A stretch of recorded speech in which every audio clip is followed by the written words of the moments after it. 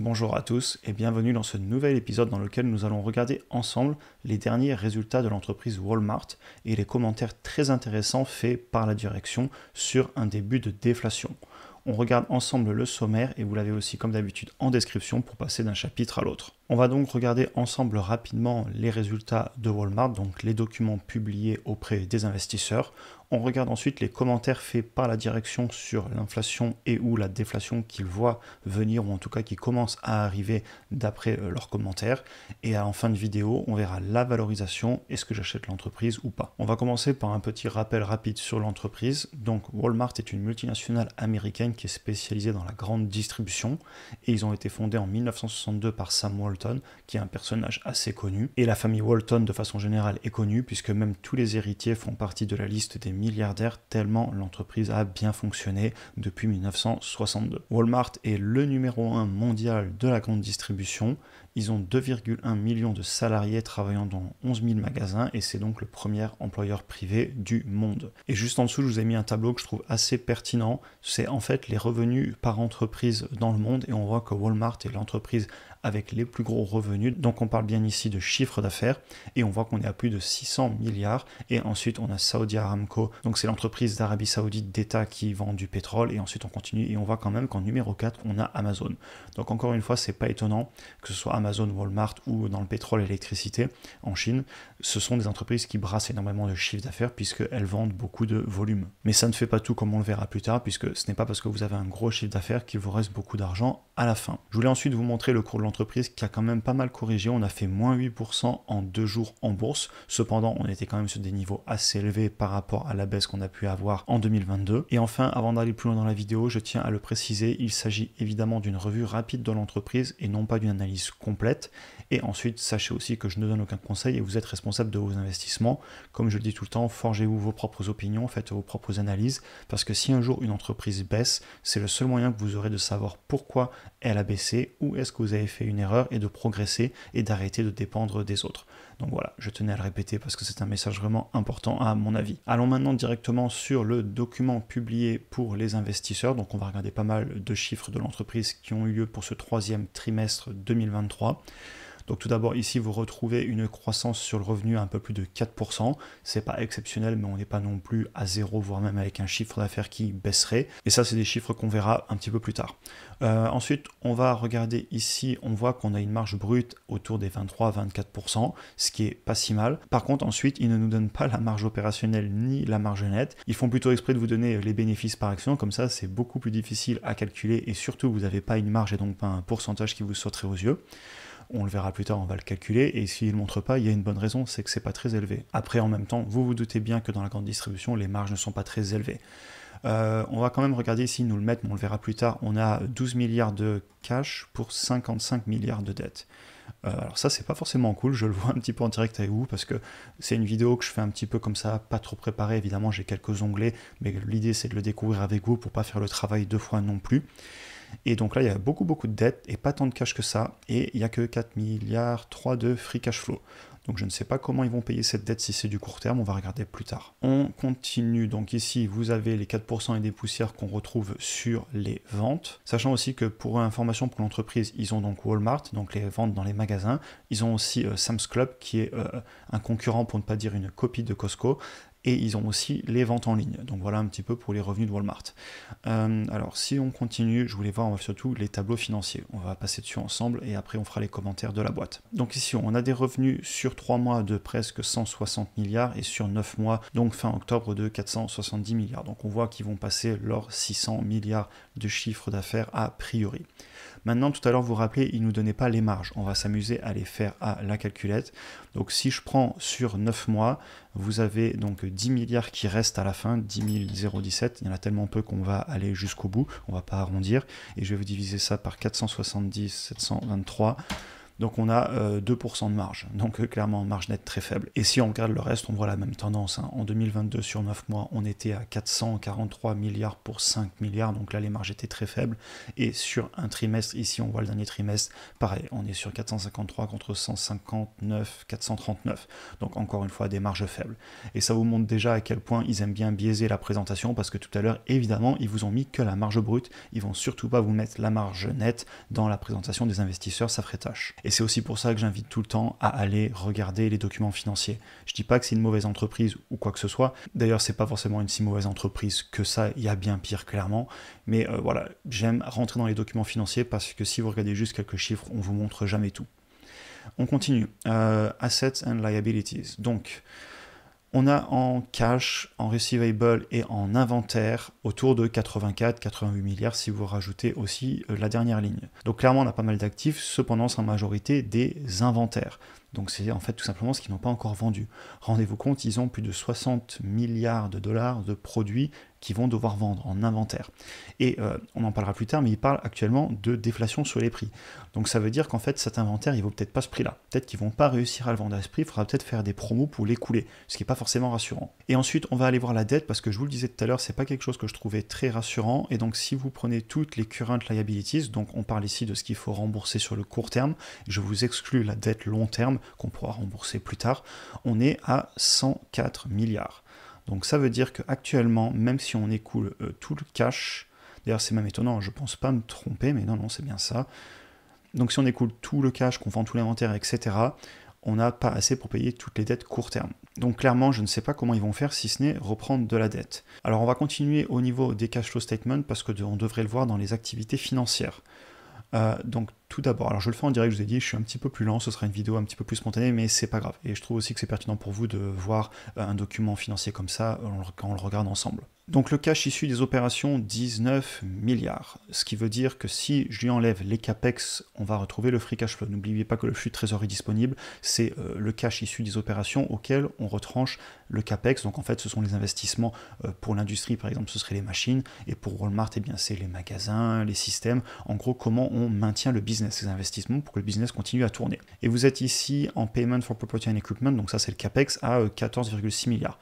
Donc globalement, on doit avoir 4 à 5 milliards de free cash flow grand max. Et d'ailleurs, je crois qu'on l'avait vu au tout début, comme quoi on retrouve les chiffres, ça me permet de vous montrer aussi que les chiffres ne sortent pas de nulle part. Si vous allez ici, free cash flow 4,3 milliards, et je vous ai dit 4,5 de tête, donc on est bon. On va retourner sur notre cash flow statement, et on va aller voir ici au niveau du financings. Donc on voit qu'ils ont repayé 4,2 milliards de dettes, et ils ont sorti presque 15 milliards, allez, 14 milliards de dettes. Donc actuellement, ils empruntent plus que ce qu'ils remboursent de la dette. Et c'est pas du tout incohérent, c'est ce que je vous montrais tout à l'heure, on voit qu'ils ont plus de dettes que de cash, et en plus, ils ont un free cash flow qui est assez bas, à 4 et quelques, donc ce qui veut dire que pour rembourser de la dette, il faut du flux de trésorerie disponible. Et ce flux de trésorerie disponible, il va falloir aussi, par exemple, l'utiliser pour payer un dividende. Donc globalement, l'entreprise, pour rembourser sa dette sur le long terme, elle va certainement prendre beaucoup de temps, et en plus de ça, à mon avis, sur le court terme, vu ce qu'on a regardé tout à l'heure, ils vont peut-être encore devoir lever, c'était ici, pardon, ils vont certainement encore devoir lever de la dette pour rembourser la dette à court terme. Ce qui me fait dire clairement que ce genre d'entreprise va souffrir si les taux restent élevés. Évidemment, c'est un autre débat, et avec l'inflation qui baisse, et ici il parle même de déflation, il se pourrait que les taux ne restent pas élevés aussi longtemps. Cependant, clairement, quand je vois ce type de boîte, on est endetté, et on a des marges faibles, donc il ne faut vraiment pas que les marges baissent, il faudrait même qu'ils réussissent à les remonter. Bon, ensuite, si vous voulez, vous pouvez continuer la présentation, je ne veux pas non plus que la vidéo soit trop longue, donc ici, vous avez les revenus par segment, donc je vous parlais bien ici de Walmart, de Sam's Club aussi, donc voilà, n'hésitez pas à aller voir ce document entièrement si il vous intéresse. Et maintenant, on va passer aux commentaires de la direction, et ensuite on parlera de valorisation d'entreprise. Donc au niveau des commentaires, tout d'abord, ils ont dit que la déflation commence à arriver pour eux, ils le voient sur certaines catégories de produits, notamment tout ce qui est non alimentaire, donc les general merchandise, et aussi sur certains aliments, comme par exemple ici, ils citent les œufs, le poulet, tout ce qui est fruits de mer, etc. Et là, ça vous ramène déjà à ce que je vous disais tout à l'heure, que leur inventaire, est-ce qu'il vaut vraiment le prix qui est mis dans le document financier? Parce que si on commence à avoir une baisse des prix sur les marchandises, si c'est une baisse des prix au moment où eux ils l'achètent, eh bien tant mieux, ça va monter leur marge, ils vont le payer moins cher, le vendre plus cher. Par contre, si il faut commencer à aussi baisser les prix dans le magasin parce qu'on n'arrive pas à vendre, et clairement, eh bien, on est obligé d'écouler, par exemple, pour les vêtements, eh bien, été-hiver, il faut vider les collections, sur beaucoup d'objets, pareil, les téléphones, etc., les ordinateurs, les télés, eh bien, la génération d'après arrive, donc il faut vendre la génération d'avant. Donc clairement, est-ce qu'ils vont réussir à vendre au prix qu'ils l'ont payé plus une marge? Ça, l'avenir nous le dira. Et le deuxième commentaire que j'ai trouvé intéressant, ils disent qu'aux États-Unis, il se pourrait que l'on passe pendant quelques mois dans une période de déflation et il faudra la gérer. Donc ça veut dire peut-être une baisse des prix sur certains produits et je vais faire un commentaire là-dessus après parce que quand on dit baisse des prix, ça y est, on s'imagine la fin de l'inflation, je vais être prudent. Et après, ils disent que même si ça va mettre une pression sur eux, donc sur leur business, ils en sont contents parce que c'est une bonne chose pour leurs clients. Alors ça me fait sourire jaune parce que clairement, ils disent que c'est une bonne chose pour le client, oui c'est vrai, mais enfin nous derrière on est des investisseurs, c'est un business et ici il faut baisser les prix, et ça va faire mal forcément. Je voulais faire 2 commentaires à ce sujet. Déjà, attention, ça ne veut pas dire que les prix vont baisser et revenir au niveau d'avant, d'il y a 3-4 ans, vu ce qu'ils sont montés. On pourrait avoir quelques baisses sur des segments, et même sur le long terme, c'est quelque chose qui arrive assez régulièrement sur des catégories de produits où on peut avoir des disruptions, et c'est ce que je vous dis juste après. Je ne suis pas persuadé qu'on va avoir une baisse des prix généralisée. Par contre, sur certains secteurs, clairement, on peut avoir de la déflation grâce aux disruptions et tout simplement grâce à l'amélioration de la productivité et à toujours plus d'innovation de la part des entreprises. Alors ici, je vous ai mis le CPI. C'est vrai que je n'ai pas fait de vidéo dessus ce mois-ci. Vous avez le document entier qui est disponible si vous intéresse. Vous le trouverez facilement sur Internet. Mais donc voilà, vous avez l'évolution de beaucoup de catégories de prix aux États-Unis. Et ici, je vous ai mis quelques exemples. Donc on voit ici une baisse des prix, par exemple, au niveau de l'énergie. Ça, on le sait. Ensuite, on a par exemple une baisse des prix au niveau des véhicules d'occasion et aussi tout ce qui est soins médicaux. Et ici, je vous ai mis quelques objets qui ont tendance sur le long terme à voir leur prix baisser par rapport à ce qu'on obtient. On pensera au téléphone.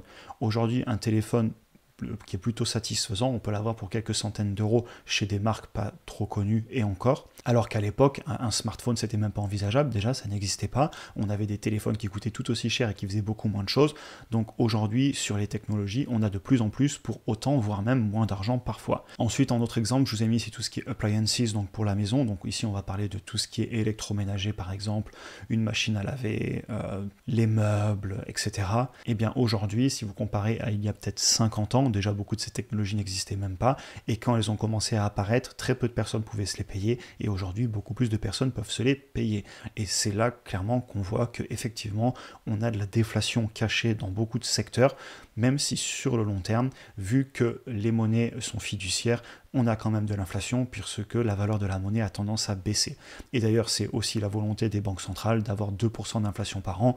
Donc cette inflation est en quelque sorte provoquée, même si de façon générale, le capitalisme pourrait être très déflationniste, on est dans des systèmes qui font qu'on ne veut pas de déflation parce que la déflation, c'est évidemment un gros problème pour les États, puisque si les choses coûtent moins cher chaque année, on a moins de PIB chaque année, on a aussi moins de rentrées d'impôts, et donc forcément, pour des États qui ont toujours tendance à avoir des dépenses expansionnistes, ce serait une mauvaise chose. Donc évidemment, ils le combattent. Mais ça, c'est un autre débat. Je ne pensais pas parler d'économie dans cette vidéo, mais bon, c'est pas grave, on en aura un petit peu parlé, mais voilà, c'est des débats d'économie beaucoup plus larges qu'on n'abordera pas ici. Passons maintenant à la valorisation de l'entreprise et aux indicateurs financiers. Donc ici, je vous ai mis une imprimée écran du site Finviz que vous savez que j'aime beaucoup utiliser pour avoir une vue globale. Donc on voit que c'est une entreprise qui a fait, comme on le disait, plus de 600 milliards de ventes pour une capitalisation boursière de seulement 400 milliards, ce qui veut dire qu'elle coûte moins cher en termes de market cap que le chiffre d'affaires qu'elle génère. Et ça, forcément, ça veut dire qu'on va avoir des marges faibles parce que ça vous fait déjà un prix par rapport au chiffre d'affaires sous les 1 à 0,65. Et vous avez ici, on voit une marge nette à 2,55, ce qui est d'ailleurs à peu près ce que je vous avais calculé un petit peu plus tôt. Ce qui vous montre encore une fois que ces chiffres, en fait, ils sortent pas de nulle part et que si vous avez la mécanique d'aller les chercher dans les documents financiers, vous comprenez un petit peu mieux ce genre d'indicateurs qui peuvent faire peur au début. Et c'est pour ça qu'évidemment, je vous invite à vous former, à apprendre toute cette démarche intellectuelle et de chiffres parce que vous allez beaucoup plus comprendre ce que vous faites en investissement. Si on regarde, on voit ici les ratios de dette qui sont tous dans le rouge et on l'a vu tout à l'heure avant même de voir les indicateurs dans les documents financiers. La croissance des ventes, donc du chiffre d'affaires sur les 5 dernières années était de 4% en composé, ce qui est clairement faible et avec aussi des marges faibles, et pourtant le business se paye avec un PER de 25 et avec un prix par rapport au flux de trésorerie disponible de plus de 30. Alors évidemment c'est un business à dividende, je le précise aussi, on le voit ici, donc évidemment c'est un business, vu qu'il paye un dividende et qu'il paye depuis longtemps, on le verra, ça a tendance à être valorisé un petit peu cher parce que ça plaît aux investisseurs d'avoir des rendements chaque mois, c'est pas du tout un business axé croissance, de toute façon vous le voyez bien, il n'y a que 4% de croissance en composé sur 5 ans, mais globalement ça me paraît un petit peu cher, c'est mon avis, et déjà juste comme ça je me dis par rapport à ce que j'ai regardé avant, je suis pas certain que ce soit un business qui m'intéresse à ce prix. Évidemment, tout a un prix, si le prix de l'action venait à baisser, ces ratios s'écrouleraient aussi, puisque le numérateur baisserait et le dénominateur ne baisserait pas forcément. En parlant de dividendes, on va aller le regarder rapidement. Donc c'est une entreprise qui paye 1,47% de rendement. On voit aussi qu'ils l'ont augmenté de 1,85% sur 5 ans en composé, donc c'est quand même assez faible. Cependant, ils le payent depuis de nombreuses années. Cette entreprise est d'ailleurs un dividende aristocrate et ils augmentent leur dividende depuis 49 ans. Et ensuite, au niveau des payout ratio, on est à 43% et 32%. Donc ça veut dire que 43% des bénéfices sont reversés en dividendes et 32% du flux de trésorerie disponible, donc du free cash flow en anglais, est payé sous forme de dividendes.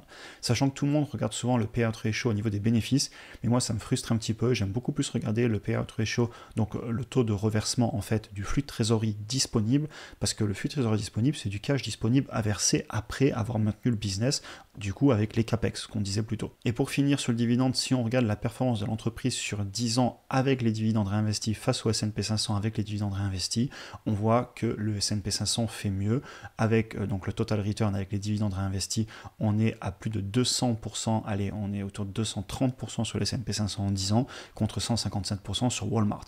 Walmart n'a pas non plus à rougir puisque c'est pas non plus en négatif, ils ont eu de la croissance, l'entreprise continue de verser un dividende, mais c'est clairement pour moi une entreprise qui va vraiment être axée rendement, fait pour des personnes qui ont des portefeuilles qui ne cherchent pas forcément beaucoup de croissance, mais plus voilà, du rendement du capital. Donc ce n'est pas forcément mon profil, mais ce n'est pas une mauvaise chose selon votre profil. Passons maintenant à un graphique que je monte assez régulièrement, et en fait c'est plusieurs courbes superposées qui pour moi ensemble fonctionnent très bien. Donc tout d'abord en vert vous avez le chiffre d'affaires qu'on voit qui est en augmentation et qui est cyclique. En même temps c'est cohérent, on voit en fait qu'on fait plus de ventes à chaque fois au niveau de la rentrée, donc après Noël. On a ensuite un creux sur le deuxième trimestre et puis on remonte doucement troisième et quatrième trimestre encore. Donc business très cyclique, ça se voit sur cette courbe. Les marges nettes que je vous ai mis ici sont plutôt instables, mais globalement elles se baladent entre 0 et 3-4%. Vous voyez qu'on a des mois à 3%, des mois à moins 1%, et si je vous le mets en 12 mois glissants, on voit qu'on arrive à lisser entre 1 et 3% de marge nette. Et enfin en bas, les deux courbes que je vous ai mis, et vous voyez comme elles sont tassées, c'est donc les bénéfices que vous avez ici. Donc on voit par exemple qu'ici on a 2 milliards de bénéfices pour 141 milliards de ventes. Et je vous ai mis le flux de trésorerie disponible auquel j'ai enlevé les compensations en actions. Donc ça ce sont tous les plans de paiement pour les employés dans lesquels on leur donne des actions en stock options. Et il faut le retrancher parce que sinon il est rajouté au flux de trésorerie disponible d'un point de vue de la comptabilité. Et quand on le retranche, on voit qu'on est en négatif. Et encore une fois, ça nous montre que l'entreprise, elle génère assez peu de cash par rapport à son chiffre d'affaires et je pense vraiment qu'il va falloir qu'elle travaille sur ses marges, sur flux de trésorerie et sur ses marges nettes pour pouvoir rembourser cette dette comme on le disait et tout simplement continuer à vivre, à fonctionner. Après, clairement, je ne veux pas être négatif, ça ne veut pas du tout dire que Walmart va disparaître demain. Cependant, je pense qu'ils ont des challenges à surmonter et je pense qu'ils vont continuer à le faire, sachant qu'historiquement, l'entreprise a toujours été comme ça. Là, vous avez 10 ans de graphique et c'est tout le temps le même truc. Vous avez 3-4% de marge nette et la trésorerie qui est ric-rac. Et en même temps, c'est normal, c'est un retailer, ils ont beaucoup de stock, etc. et des marges faibles, on le sait. J'arrête de me répéter, je l'ai déjà dit plusieurs fois. On va juste finir avec les ratios. On voit ici que sur le PER, on se balade actuellement autour de 29 et on est monté jusqu'à 35, 40 et on voit quand même qu'historiquement l'entreprise se payait moins cher à l'époque. Regardez 2013, 2014, 2015, on était sur des 13, 14. Donc clairement l'entreprise est beaucoup plus chère depuis quelques années et moi ça ne m'incite pas forcément à l'acheter parce que je trouve que c'est cher par rapport à sa croissance. Encore une fois ici c'est que des ratios, ça dépend de ce que vous estimez dans le futur pour le business. Il faudrait que vous fassiez vos projections dans le futur des chiffres d'affaires, des marges, que vous actualisiez ça dans le présent en utilisant faisant le discount rate que vous voulez, donc le retour sur investissement désiré, et en mettant vos propres croissances et vos propres estimations des différentes marges, vous obtiendrez un prix à payer aujourd'hui. C'est un tableau que je fais assez régulièrement dans d'autres vidéos. Pour Walmart, je ne vais pas le faire parce que déjà sur le papier, je ne suis pas vraiment fan de ce business, donc je ne me vois pas le mettre en portefeuille, donc je ne vais pas aller passer beaucoup de temps à faire des calculs. Mais si le business vous intéresse, évidemment, les ratios ne suffisent pas et je vous invite à faire des projections futures pour estimer combien vous voudriez payer l'entreprise. Donc pour conclure la vidéo, c'est pas le genre de business sur lequel je compte investir tout simplement parce que ça correspond pas à mon profil. Je recherche plus de la croissance et pas forcément un dividende et du rendement. Et je ne suis pas non plus extrêmement fan des business retail, donc tout ce qui est grande distribution, vente, etc. C'est pas forcément des modèles qui me plaisent énormément en termes d'entreprise. On en a fini pour aujourd'hui, j'espère que la vidéo vous a intéressé. Si vous souhaitez aller plus loin, n'hésitez pas à regarder en description, vous avez pas mal de contenu gratuit et notamment les cours que j'avais fait sur l'investissement en bourse sur le long terme. Vous pouvez aussi cliquer ici pour regarder une autre vidéo. Si vous avez apprécié cet épisode, n'hésitez pas à vous abonner, liker, partager et passer dire bonjour sur Instagram, j'y fais du contenu différent. Et en parlant de partager, si vous pensez que cette vidéo pourra intéresser des personnes, n'hésitez pas aussi à leur envoyer. Et sur ce, je vous souhaite une excellente journée et à très bientôt pour une prochaine vidéo.